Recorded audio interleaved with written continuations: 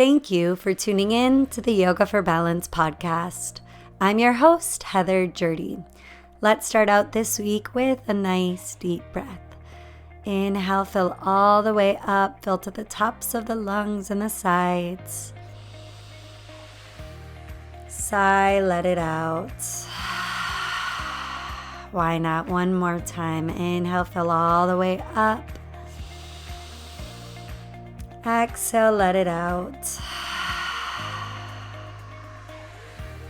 Thank you so much for tuning in. In this week's episode, I speak with Iris Disse of Durga's Tiger School, where I completed 300 hours of my 500-hour yoga teacher training.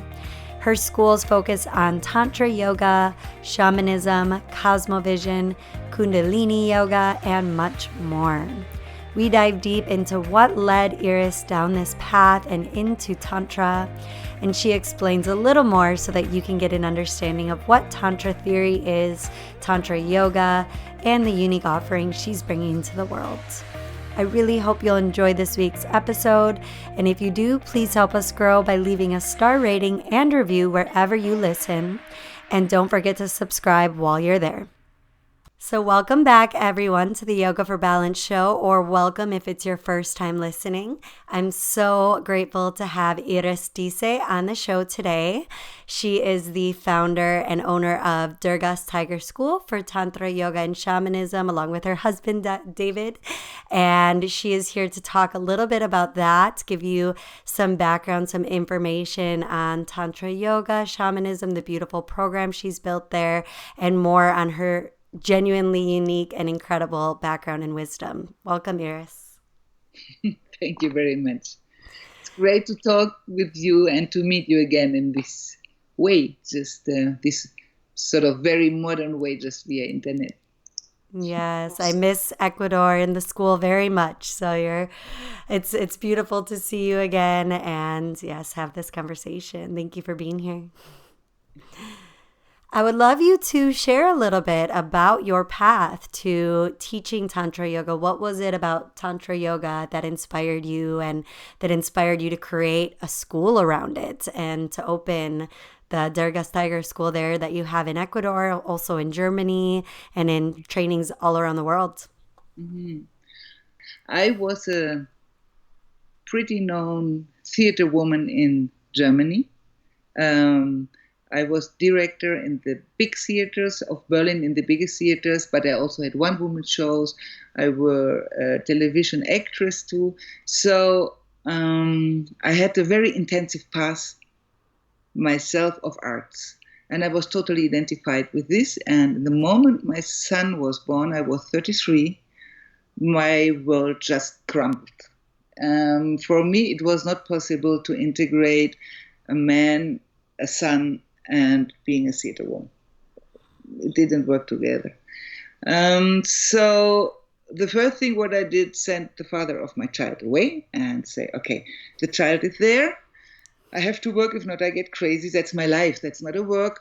And what to do with a man, I don't know, because I felt in this moment that a man is just something which is heavy for me. It's something more work. Yeah. So in this moment, I found out that for me, the vision I had from love, and a great love, still is that a woman has to be there for her family. Yeah. And the moment, and that was very unconscious. I mean, what I said, I was a totally independent woman. And the moment the child was there, the program hopped on, that I wanted from myself that now I should be there for this man, but I don't want to be there for him because I have my work and I have my child. So I got in a really inner conflict, and I sent my partner away. And when he started to know his son when he was 7 months old, and then very fast we found out that we needed some sort of different ideas and paths how we can create our life together. And so we started to discover the tantric path. And the first discovery was the tantric path around sacred sexuality. What is not only about sexuality, it is all about relation between man and woman, between love, relation, sexuality, energy work inside your body, your ideas about love, your unconscious fears about love, all sort of things. What is a man? What is a woman? How do they work? How do they communicate? So it's a big packet. What we learned during this very intensive time, like we started with a year intensive training, saved our relation until today, I would say. You also learn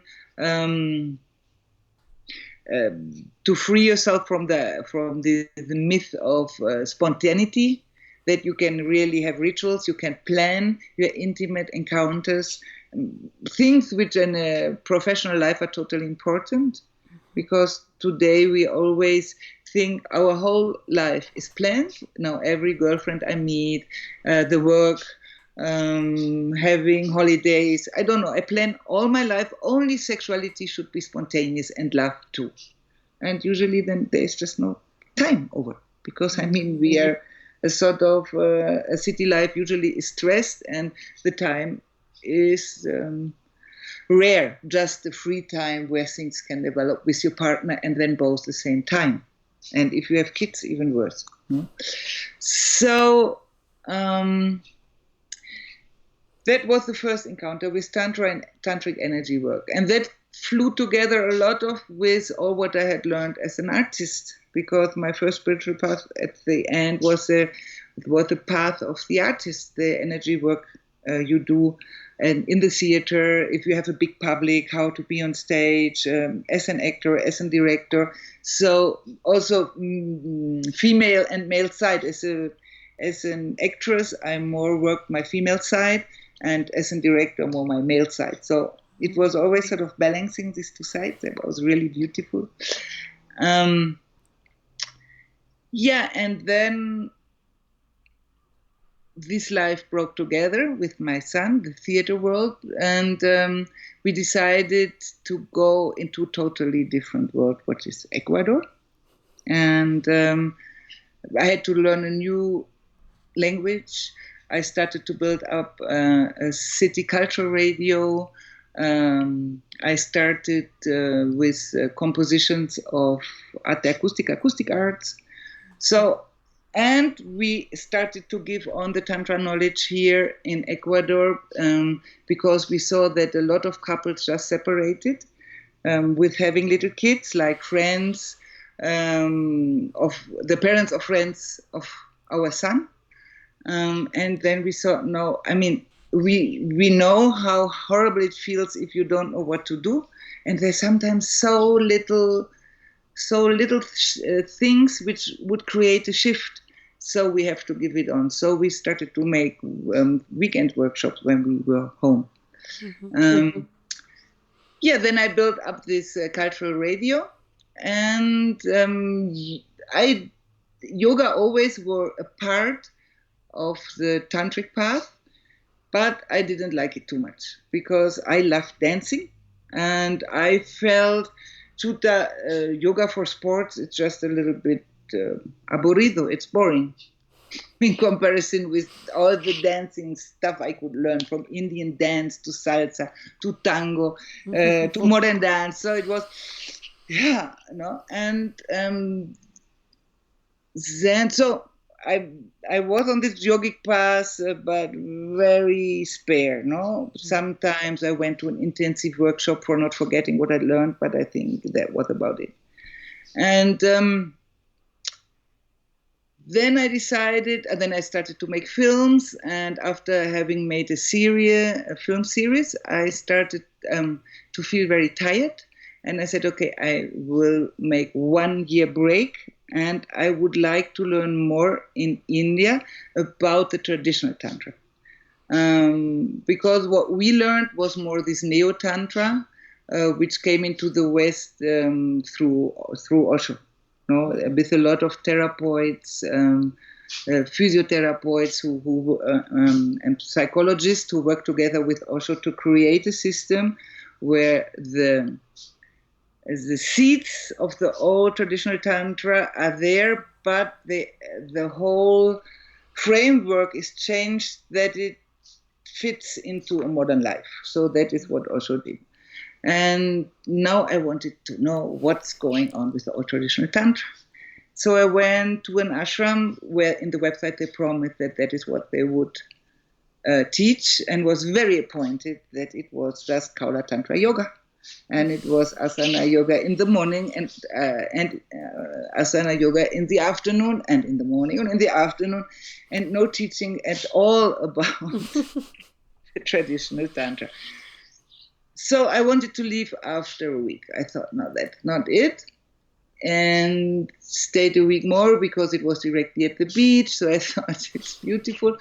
And in this second week, suddenly a shift happened that I understood, no, that is the traditional Tantra, or that is a very important aspect of the traditional Tantra. I started to feel that the energy work we are doing during this deep relaxation in Kaula Tantra Yoga, learning to do in the non-doing, or to be active inside the Shavasanas, which is a poor passiveness. I don't know whether you say it like this in English.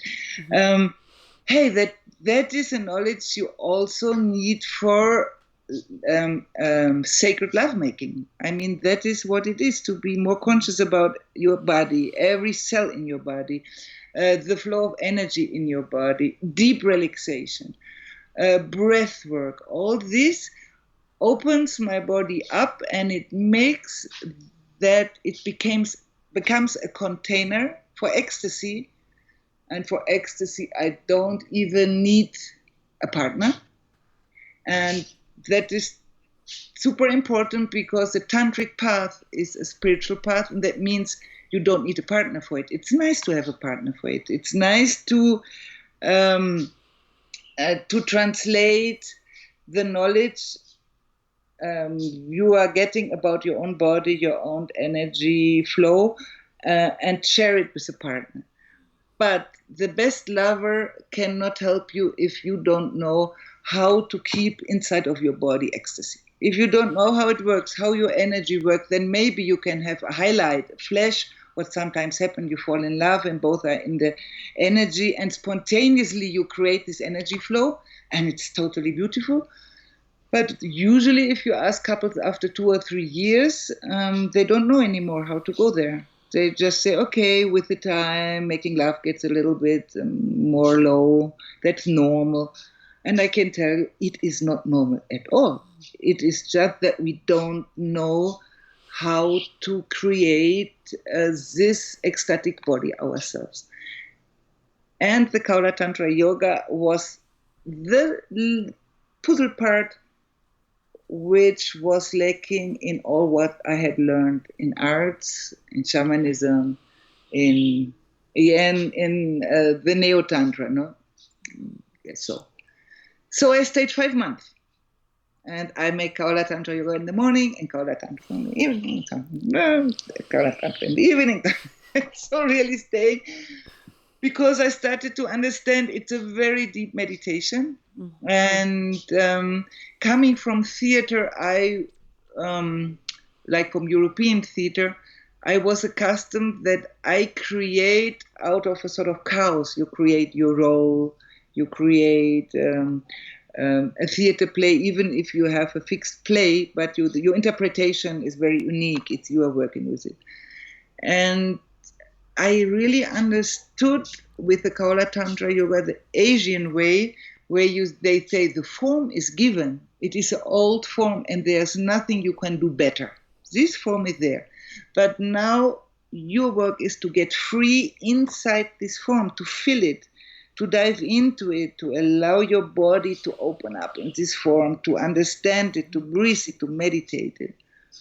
And I can really tell, after years of teaching and having my own practice of Kaula Tantra Yoga, it is getting deeper and deeper. And it's not boring, and we are always doing the same series. It's totally magic. It's really meditation, deep meditation in a flow between doing and not doing, or the doing in the non-doing. It is really very fascinating. And here in the school, I always say, if you just feel it one time, then it's enough. In 4 weeks, because 4 weeks is not a lot of time. But if you just felt it 1 or 2 times, then your body already know it's really possible. It's possible that I flow into an asana and it's not work. I just imagine to flow in and boom, there I am. I keep on breathing. I keep on being relaxed in the posture, and I'm relaxed in the Shavasana between the postures or some kriyas of different postures. So that is magic, and it's what I say, a totally different way than our Western way to come or to change the old yoga. Because what it makes with you also is that you start to understand or really recreate the asanas, reinvent the asanas inside of your body. Your body starts to understand why the asanas are as they are. Mm-hmm. In Kaula Tantra Yoga, there's nearly no correction. Because they say if you come from deep relaxation, flow into the asana, there's no way that you get hurt because you learn to listen to your body, you breathe.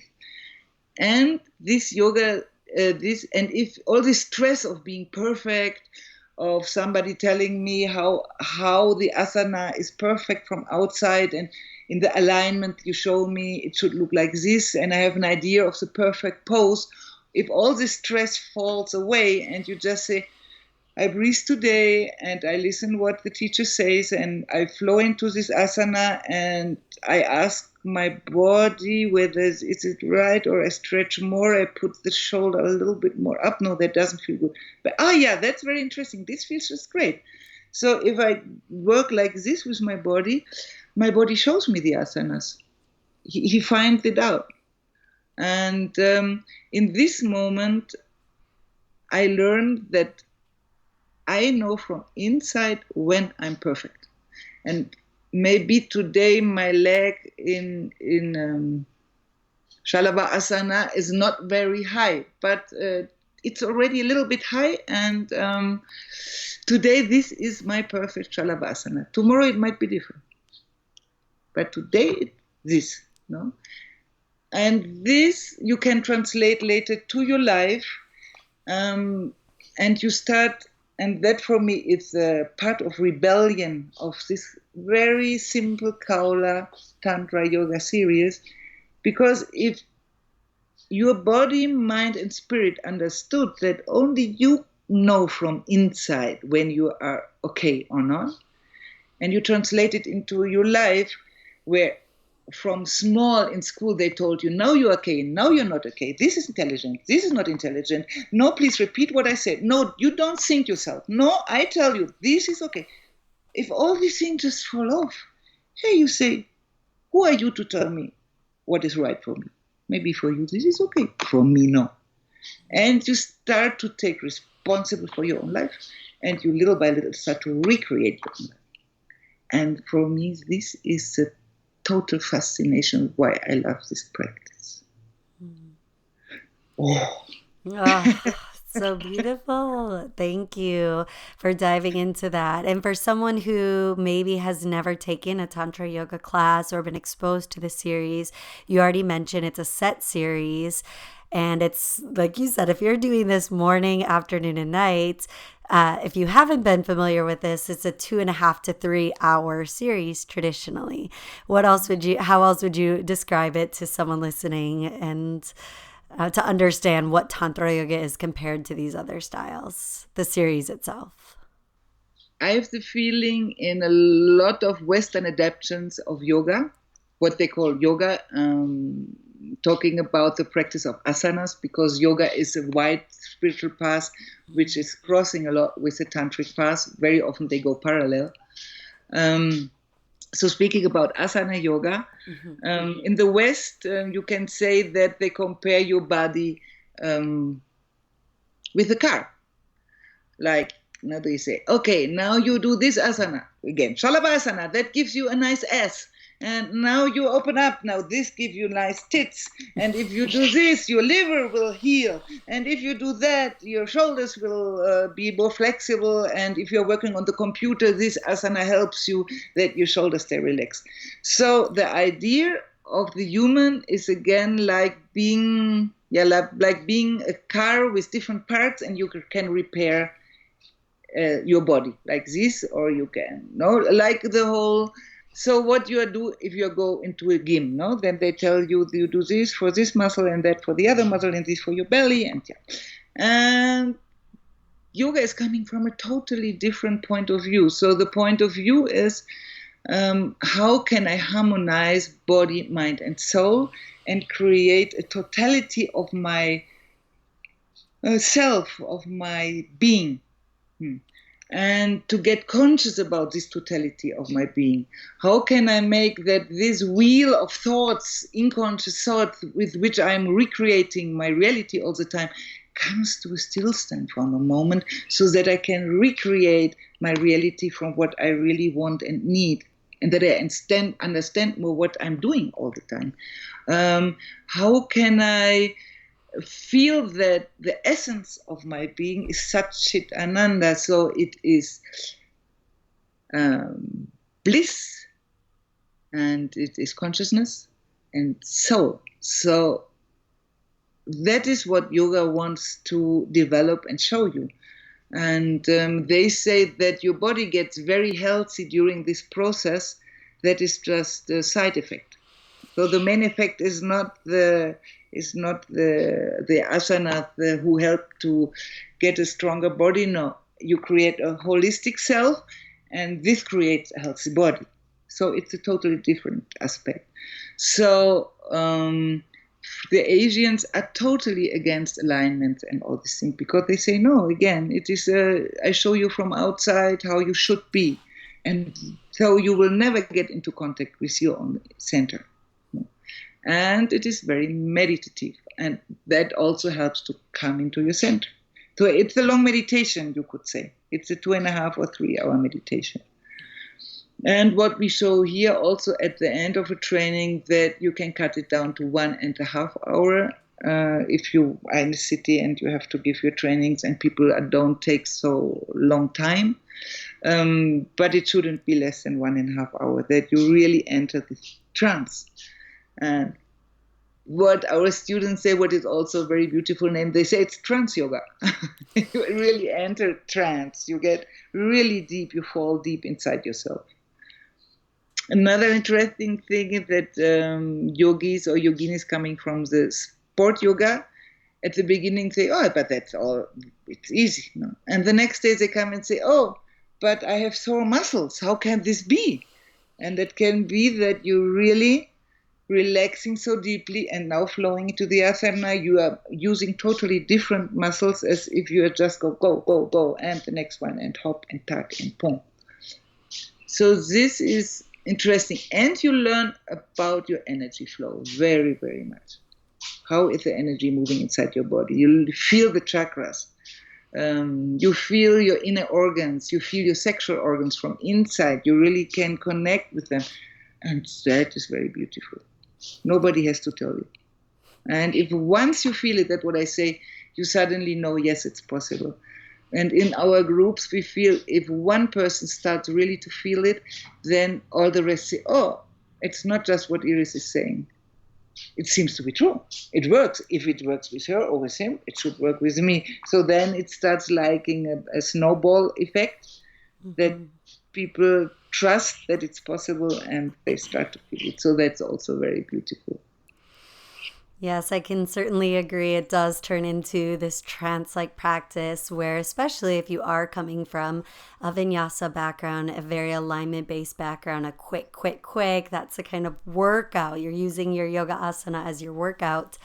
And it can be very challenging for people to arrive on their mat and allow that deep rest and to go into that trance-like state and to trust it, to trust their body, to not be pushed into a certain alignment or feel like they need to reach that milestone. So I just to me, it was the absolute perfect balance to my 200-hour vinyasa training because it was so different. And I knew that's what I needed at the time. I needed to slow down. It was shortly before my 30th birthday. I had some trauma happen in my life and lost a really good friend of mine the year before, had been going through a lot of transition, and it was just, it was as much what I needed for my teaching as it was for what I needed for myself. And I think that's where the wisdom starts to occur and to build when you experience it in your own body. That's when you can turn around and teach that to others because you've felt it. And I would love to go into that a little bit because that's a big aspect of the school. You want, before you even hand out a manual to students, you want them for that first week to really experience, feel the practice in their body. And just a little more on the nuts and bolts of the practice, you start out in either a warming or a standing sequence, similar to what you might see in a vinyasa, a hatha vinyasa flow. And it's a set series. And then you move in and out of a shavasana and different grounding poses. So that's when you really start to move into that trance-like state. You settle into a shavasana. Okay, we're moving a little bit. Now we're coming back. Now we're moving. Now we're coming back. And then you end on your stomach in a makrasana pose, which is a on the stomach facing the earth, and then going into poses like shalavasana and working in that way. And it's just such a beautiful practice. If you have the opportunity to ever experience it, to experience the school at Durga's Tiger School. Now I'd like to talk a little bit about that because going into the school, the program, it is a little different than some other trainings in the world. It's an intensive program. So you have students there on site for either their 200, 300, or 500. They can actually come and complete their 500 all at once. And I think that's a really unique aspect. So I'd love you to talk about what inspired you to create the school in that way. And I can say from personal experience, it's an extremely powerful way to experience a training because you're there, you're on site, you're doing the yoga, the meditation. You also include other aspects depending on which program you're taking. So you have to look into that. But mine had Kundalini yoga with meditation every morning and Tantra yoga at the same time. There was also Shamanism and Cosmovision. And meanwhile, we're all on site. There's karma yoga. So we lived on this property in the ashram on Ilalo, the mountain where you are. It's just a magical place in Ecuador outside of Quito. And we're all living on site together, doing this training, personally transforming, learning this art form. And it's a powerful experience. So yeah, I would love from your perspective, what inspired you to create a school in this way? I am interested in the tantric path as a complete path. What I said, and there are 64 tantric arts. What every person should touch minimum in his or her life to become a complete being. And that is creating a ritual space. It's debating, writing poetry, singing, dancing, fighting sport. It's really a lot of different things what you should learn. And one of the 64 arts is sexuality.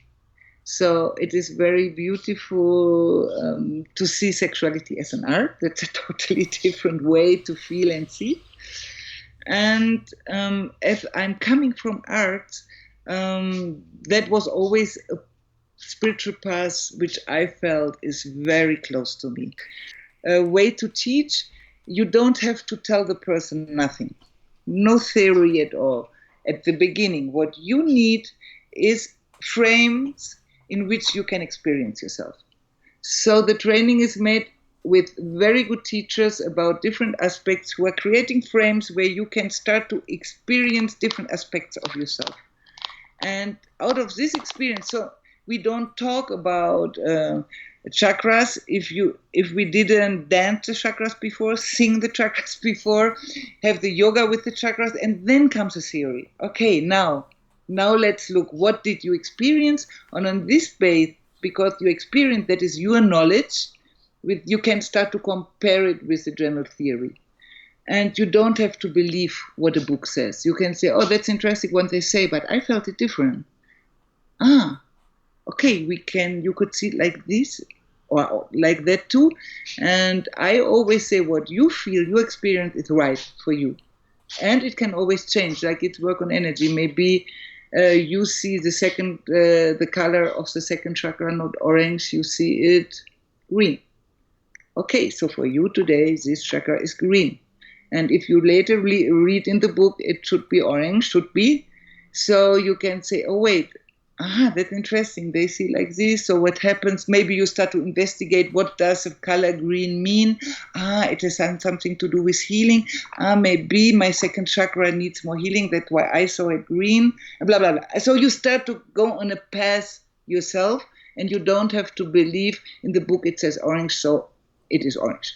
The way we teach is like this. The way we teach is you have your experiences, and then we start to speak about theory or give you also books you can, we think, which are important and good, where you can really start to read and explore more now from a theoretical point of view. So I think in this, our school is very different. No theory without experience. Yeah. So, but it's a tantric school and a yogic school, because both paths would say that. First is always your experience, and from there you go into theory. I think this is one thing which is special. Yeah, and the next thing that I share, knowledge, what gives you personal power. Like if you make the monodialogues, that's the way of communicate with people you are intimate with. Can be your partner, your child, your parents, your best friends. It's a way to really communicate from your center, and the other only listens, and then the other communicates and you listen. It seems very, very easy if you hear it. But in the moment you do it with these very basic rules, accepting them, something opens up inside you what you never thought before that it could happen together with another person so easily. There's cord-cutting rituals. Oh, how can I get my energy back, which I lose in encounter with other persons, and give them their energy back, because the shamanic and tantric teachings say the energy of somebody else is not your life energy. You don't need it. Your ego needs it, maybe. If you feel better, but it doesn't help you in your life. So there are rituals that you get your energy back of an intensive encounter, and you give your partner their energy back. So it doesn't mean that now the relation ended. It just means that you are yourself again, and the partner is himself, and you can meet again and mingle again, like that. You mingle energy that is human, that we do with every intensive encounter. So a lot of little knowledge things which help you to live your life better. Breathing work, mantra singing, power songs, sweat lodge, applied tantric wisdom, heyoke, shamanic clown, kundalini, what you said already, kundalini yoga, psychology of chakras, Durga's tiger dance, where you work with voice and with dance. So all this helps you to create a very intensive energy field, which is what I say, very deep and very light at the same time. So the next thing is where we really have a focus is the group work. The group who are living together in this month or 9 weeks, if you stay 500 hours, what we learn is to serve the group energy in a way that our heart opens. That means that not a romantical heart opening, it's an energetical process. If your energy is traveling through your body from first, second, third to your heart chakra, then love is a power. It is not a romantical feeling. And if this opens in a group, then you can learn that I can stay totally inside myself, and I can be with others without hiding. So even if I'm very angry one day and say everybody today is dancing on my nerves, I don't want to see them, I can go and have a little paper. Today I will bite, don't come close. So everybody will love and understand, okay, this person today will leave alone. And you're still part of the group. It's just, again, about communication. What we feel now, that this is a Shakti school. The way we work the energy is this playful, creative energy of Shakti. The Shiva, the conscious energy, is always there. There is no Shakti without Shiva, and no Shiva without Shakti, like their duality which form one. What we saw is that the most yoga schools or yoga teacher trainings are more on the Shiva way. If you don't mind, I'd love you to chat a little bit about the shamanism aspect. I think it's unique that it's there in Ecuador. There's not all places that you'd be able to include that aspect. How would you describe shamanism to someone completely unfamiliar and just curious about that as a practice? So I think one thing which is totally important, that shamanism in the tantric path is part of the tantric path. Like Tantra is so old, it's 1,000, 5,000, 6,000 before Christ. It is one of the oldest still known spiritual paths of the world. And there is a lot of tantric knowledge. So what does it mean, tantric knowledge? It means that I acknowledge that I'm a soul inside of a material body. So I'm not a body with a soul inside. It's vice versa. Mm-hmm. But being in a material body, this body forms part of the world I'm living in. So the earth is also a living organism, and I have to honor it because that is like my mother that is holding me, and my body has the same element that Mother Earth. And Mother Earth gives me food, gives me shelter, holds me. Yeah, so no life would be here without me, my body being on Mother Earth and being part of it. The next thing is then that I can learn from the plants, from the animals, from the air, from the wind, from the fire, that all these elements help me to get conscious about my soul, to remember that I'm a soul in a material body on a journey exploring duality. Because the world we are living in is a dual world. But from the shamanic point of view, and the same from the tantric point of view, it is not bad and evil like from the Christian point of view. The world is holy because the Great Spirit, God, the big mystery is so powerful that there wouldn't exist anything what Spirit does not want. So all what is existing in the world is holy because it is created through and by Spirit. And the next thing of the shamanic worldview is also that we are still in creation. Creation never finished after 7 days. Creation is every day. So it's around me and it's inside me. I am creating and recreating myself all the time, which is a very big chance. Next thing is that the shamanic rituals are very down to earth because of this. So if I start my yoga teacher trainings with a sweat lodge where symbolically you crawl into the belly of Mother Earth, and outside is a big fire heating stones, and the hot stones are brought into this sweat lodge, which is like a little hut where you are sitting in, maybe naked or with a little piece of cloth around you. So you sit there, it's dark, the stones are glowing, and they get some essences on it so that they have nice smells at the same time. You greet every stone as a grandmother or grandfather. You start to sweat and you start to pray together. Your ego masks are just falling down like, I don't know, they are just scattering. No way that you come out having your ego mask still on. So that really helps to create the group spirit. If I wouldn't make a Temazcal, this intensity of group spirit would take me minimum 2 weeks to create in a group. No? So this is, for example, one shamanistic ritual. Then we have the limpia from Fanny. For me, it's, for example, totally important to understand that the people here have old knowledge of healing.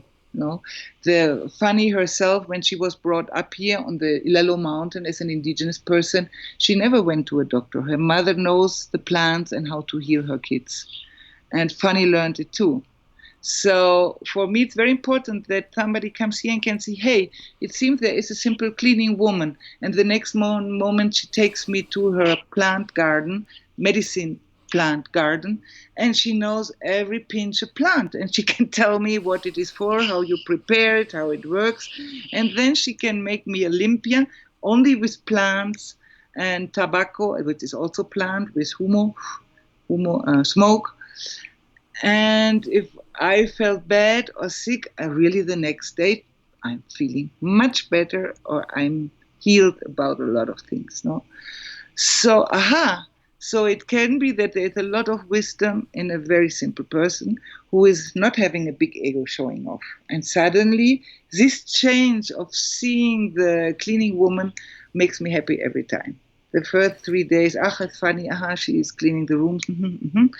And then after a week, hey, Fanny, can you help me? Look, I'm aching here and I don't know what to do. Look, I'm having fever. What can I do? My stomach is hurting. And Fanny is coming with her plants and curing everything. That is really a beautiful shift of consciousness for me, which is totally important, and it's part of the school. What more rituals do we have? Then we have a lot of connection work with the mountain, like it's a volcano. It's not active, but it has not a channel of fire, chimney of fire, but it has a lake on fire under it still. So the fire energy, fire, earth, wind, water is very strong here on this place. We have shamanic rituals which connect you with the space. Another shamanic rituals connect you with your power animal, for example, or you go with a ghost canoe in the underworld and get parts of maybe when you were traumatized as a child or something, parts of your soul which left you and are still in the underworld. You just get them back, and a lot of this sort of shamanic work. And what we also offer is one in a training, a ritual with medicine power plants. That can be ayahuasca or can be San Pedro. It's both legal here in Ecuador if you do it with shamans in the spiritual way. And this, in the choreography of the whole training, it is more or less in the middle, to give you a little push, a little opening, a stronger opening of the door, because the plants show you where to put your focus in a very good way. That is something you don't have to do. It is an extra what we organize for the people who want it. At the beginning, it was not part of the training, but then we felt that so many young people are coming to experience the power plants. They just did it on the weekends or something, came back. So it was a very chaotic energy. Sometimes we didn't at the beginning know where it came from. And then we decided, okay, we organize it with shamans we really trust. And you can go or you don't go. It's both totally okay. But it's only one time during the training, and you cannot take during this training power plants with another shaman or something. Nothing. So it is one special moment in the choreography where we can work with it, and the rest you can do after the training. You can do, because the energy we build up without any, also no alcohol, no marijuana, really no power plants or drugs at all, because what we learned during this training is just how I move my own energy, and I don't need any help from drugs or plants. So yeah, So one time you have the possibility to go in. Usually it is the second week is a week where you meet your crisis, your resistance, and when you get out of it, this can be a real door opener to take a power plant to guide you. So after the second week, usually you get out of this, and then it is nice to have this vision space to connect with. But again, I insist, it's nothing where we say you should do that. Not at all. You can do it, but it's also totally okay if you don't do it. It is a shamanic way of healing, of opening up your consciousness. Thank you. Thank you for explaining that a bit. I'm sure people listening have heard of some of these medicines showing up, and I think how you include it in the spiritual ceremonial way, working with those true shamans, I firsthand was able to experience the healing magic and the cleansing practice with Fanny and her talents, and it's just something you have to experience to really understand and to feel. So there's a reason that it's, I think, coming to the surface, in that this resurgence of revisiting plants and healing ourselves is coming up to the surface. So your school is a beautiful place that offers that. Thank you. Thank you so much for your time. Thank you for everything that you're doing, bringing people from all over the world to these trainings to share the knowledge with them, including myself. I'm forever grateful and so happy that I made that choice to do my 300-hour training there at the school. So finally, is there something, if people listening could try one thing today, a 10-minute tip, anything at home, is there one thing you'd suggest trying right away? Mm-hmm.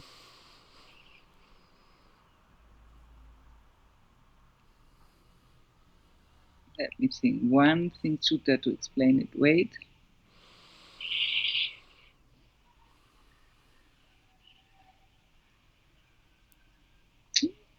This one little thing. Okay. Just one little shift that could make a big shift eventually. Who knows? What I would suggest really, for 10 minutes every day you dance. That would be the one little thing where I really think that would change a lot in your energy field. And do it just if you think, today, no, I'm very tired. Put your dance music where, that is my dance music for every day, just to move my energy, and look at the beginning. How does my body feel? Breathe deeply into your belly. Ground, how do I feel? And then dance 10 minutes, and again, close your eyes, feel your feet on the ground, breathe profoundly in a way that your belly is moving, and look inside and say, okay, how do I feel now after moving my prana, my air in the body? So that would be one little thing which can change a lot in my energy. I love that. I'm a dancer myself, so I completely agree with that. And I loved how much we danced at the school. It was wonderful. And yeah, one quick way, we'd start the yoga class. So before the class, you'd put on a great song that just was a fun song to dance and move the body to. And I think at first, if you haven't been introduced to that, it might make you feel uncomfortable if you aren't a dancer. But then once you really let yourself go, or if you're like us and you love to dance, that's a great way to squeeze it into your routine. And finally, the last question in honor of the Yoga for Balance podcast show title. How do you find balance? What does that look like to you? Balance for me is that I can be active and relax at the same time. To find this harmony, for me, creates balance. Beautiful. Thank you so much, Iris. It was really a pleasure having you on. And if people want to find you, see what you're up to, where should they look? Is www.durgas-tiger-school.com. Durga, like the goddess, durgas-tiger-school.com. Quito. And I think even if you put Durga's Tiger School Quito, you find it. Perfect. And I'll be sure to link that up in the show notes as well. So thank you so much for taking the time to be here today. It was really my honor and pleasure to catch up with you. And it was so great to talk to you. Thank you at home for listening, and I hope you enjoyed this week's episode of the Yoga for Balance podcast with Iris Disse of Durga's Tiger School. And thank you again, Iris, for taking the time to be on the show. It truly was a pleasure and honor to catch up with you. Don't forget to subscribe to the Yoga for Balance podcast wherever you listen, Apple Podcasts, Spotify, and everywhere else, and help the show grow by leaving a star rating and review while you're there. Let's take one final big cleansing breath together to seal this episode. Inhale, fill your lungs all the way up, your deepest breath yet today. And open mouth, exhale, sigh, let it out. Have a wonderful week, and until next time.